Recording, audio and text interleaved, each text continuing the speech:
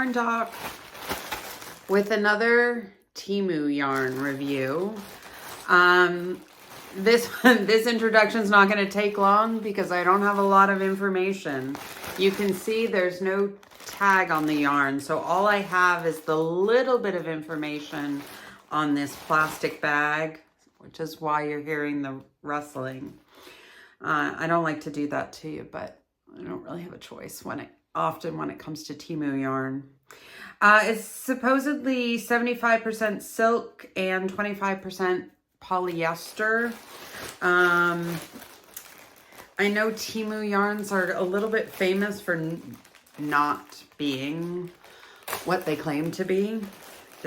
But this does feel like it has a high raw silk content. And could have the polyester too. I don't think that they lie about that. It's also got sequins in it. I wasn't really expecting the sequins in the champagne to be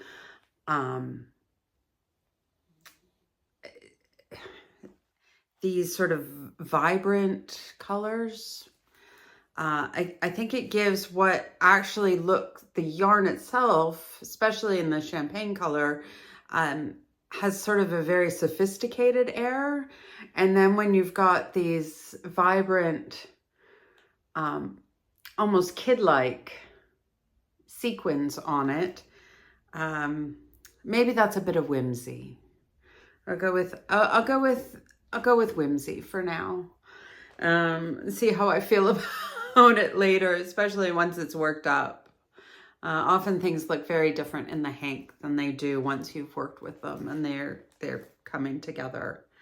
So it does come in the hank, so you will have to either make it into a ball or use a cake maker to wind it that way. I confess I'm dreading that part of the process because I've had such bad luck with Temu hanks. I'm going to use the Swift. I'm going to use my cake maker.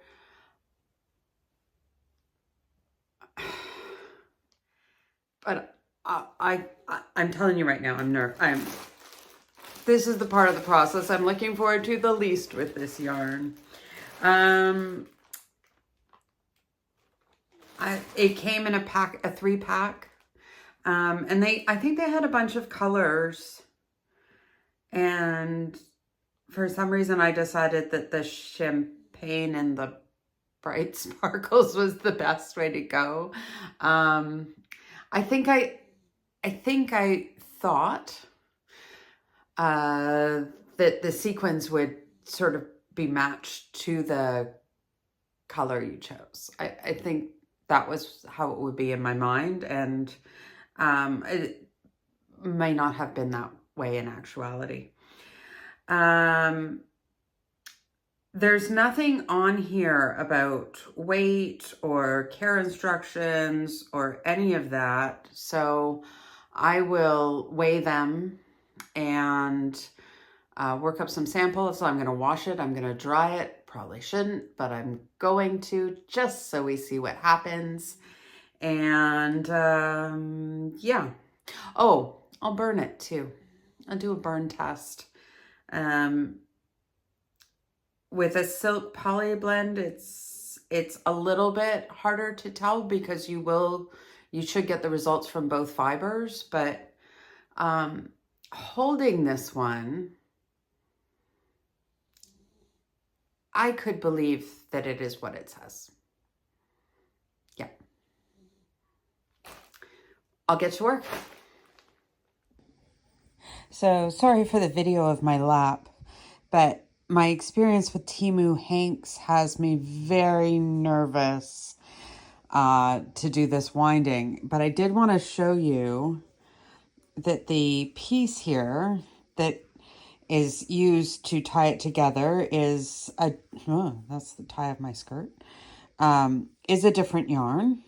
So you don't have to worry about cutting the yarn, which sometimes with Temu hanks You have to. They use the yarn itself to tie it together. But this is actually going through the middle of the hank. So showing you where it is that it splits. And my ends are up here and they seem to be tied together. I think that's what's happening here. Yes. Okay. So I'm going to give this a go. I hope that I'm not going to spend hours here at the ball winder, cake maker, whatever. You know what I mean. So you have no way to know this, but it's an hour later. It does not take an hour to turn a hank into a cake. And as you can see, I've got it in 2 cakes. After, this is right where this one got jammed. This is the first one. Right where it just devolved into a ball of knots. And I was going slow. And I was dealing with problems as they came. And somehow I still ended up with a wild and crazy rat's nest.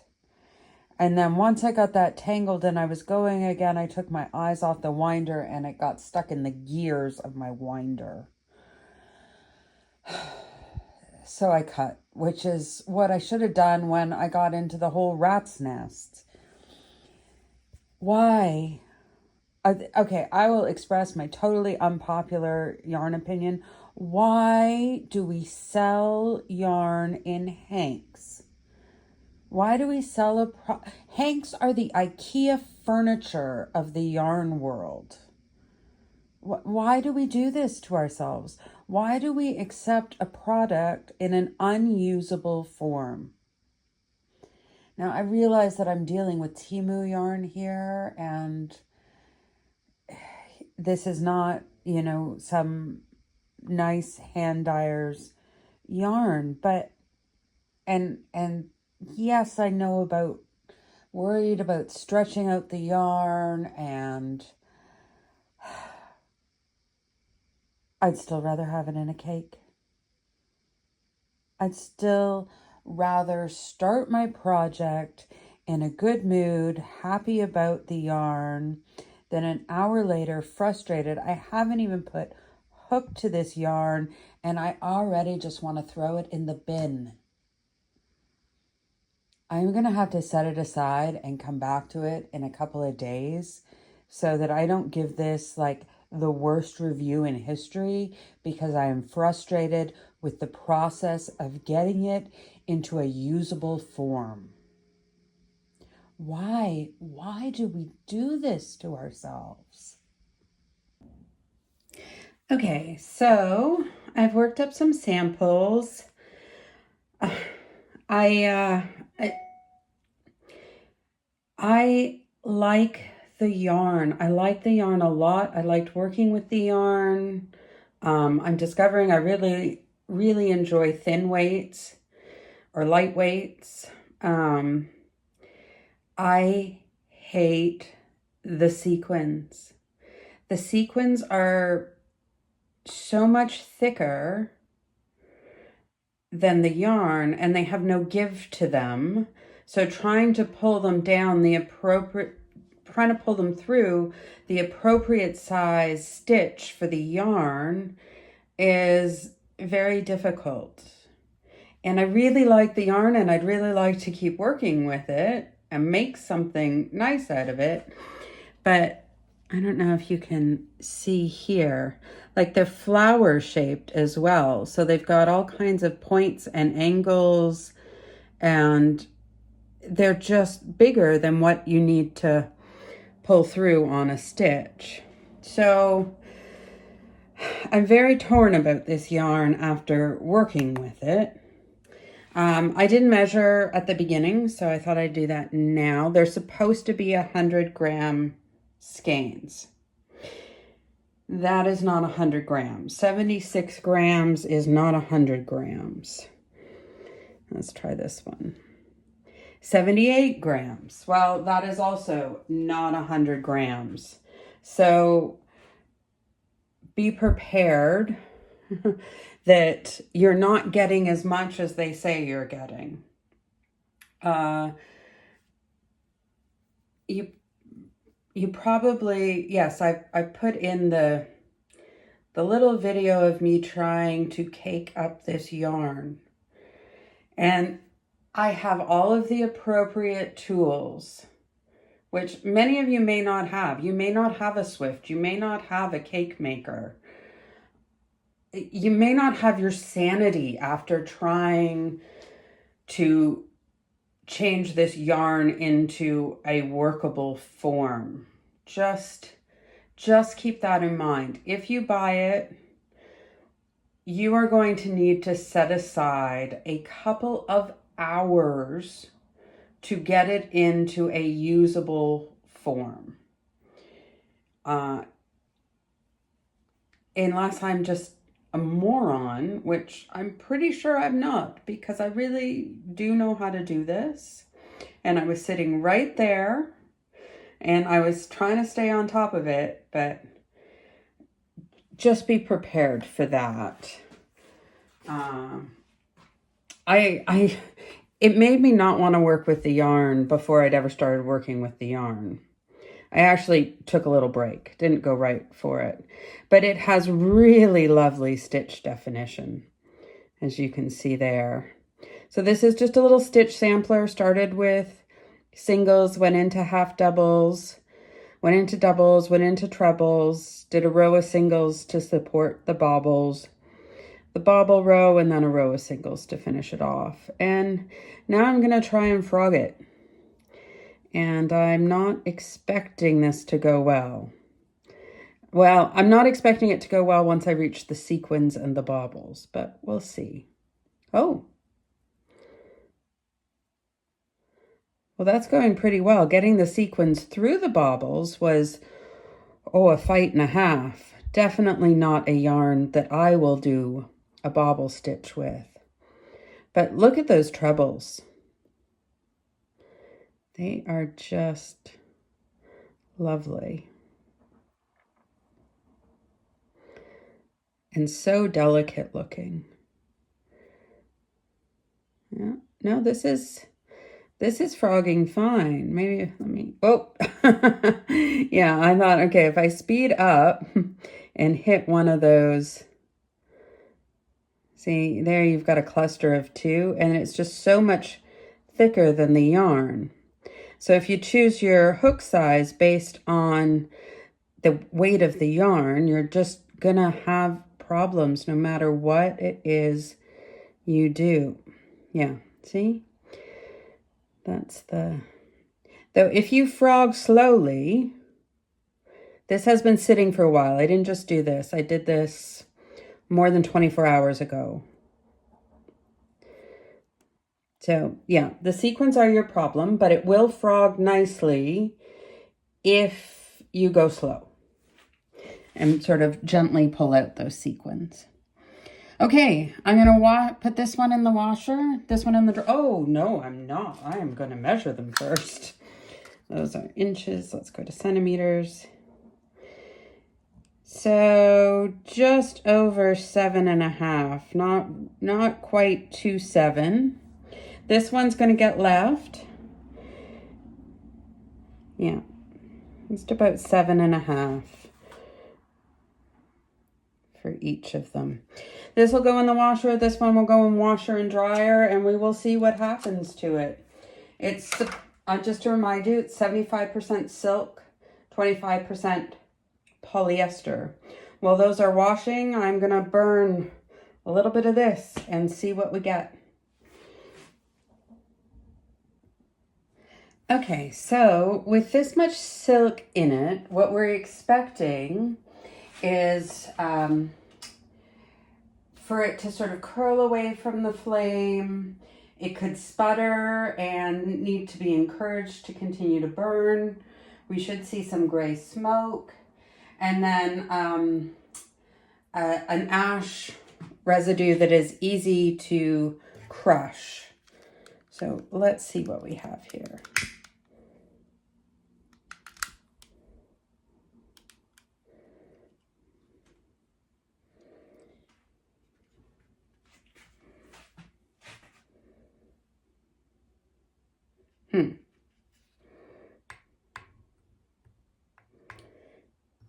That looks like silk to me.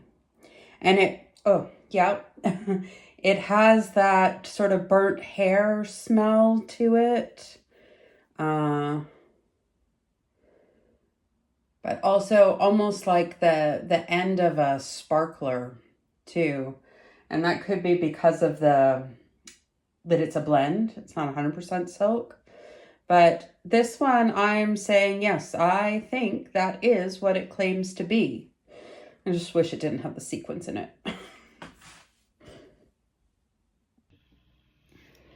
Well, the results of this are also pretty clear. If you want this impeccable stitch definition to stay, you need to make something that doesn't need to be washed or dried. Yeah, I actually think this is also lovely, but it's completely different than this. Whereas here you just have such gorgeous stitch definition, which you can really get with this yarn. Here you've lost a lot of that, but you also have a more filled out fabric. And the sequins are much more noticeable in this sort of more full fabric than the original, where you just had such incredible stitch definition. So that's one impact of the washer dryer. Here we'll remember that there were about 7 centimeters. And here we've got the edges are a little unblocked. We're about 6. So we've lost a centimeter in there. And here we're pretty wonky from that dryer. You'd certainly want to block. If you did put it in the washer and dryer, you're going to want to block. So 5.5. What was this? 6. So the dryer went even smaller on it. So that's what it looks like if you wash it and if you dry it. You can decide what it is you would do with it. I think it depends on your project, really, whether you'd be happy with this end result. It's very soft in a silky way, much more so than this. But again, this is a much more textured, detailed fabric than this one that's been washed and dried. So it sort of depends on what you want as your final outcome to be.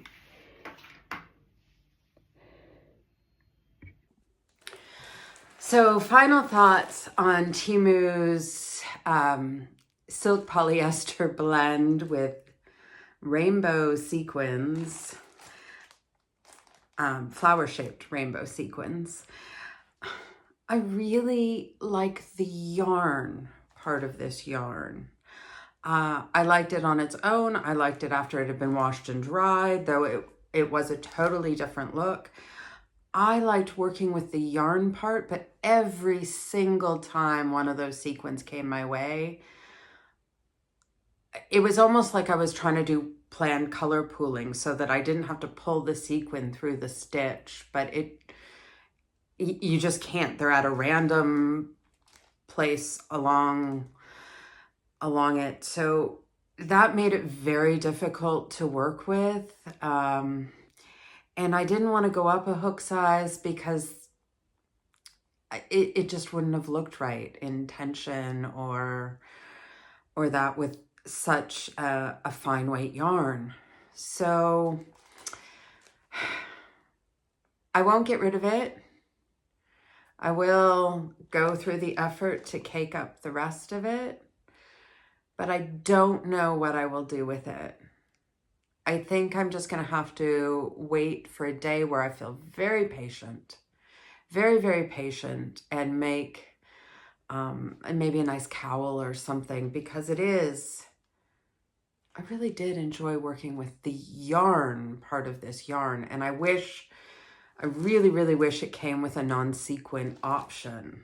And I have nothing against sparkle, but for the color that I chose, the sort of baby colored sparkles just didn't sort of match. And then trying to pull them through the right size stitch for the yarn also was problematic. So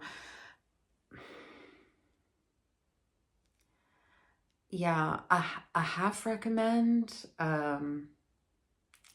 I don't need to recommend or not. I've given you the information. You can decide if that's something that you want to work with or not. I like the yarn. If this review was at all helpful to you, please subscribe to my channel. That really is the nicest thing that you can do for me, and the best thank you that you can give. If you also could like the video, that would be an extra bonus. I would really appreciate that. And if you have any thoughts or ideas about this yarn, I'm always interested to hear that.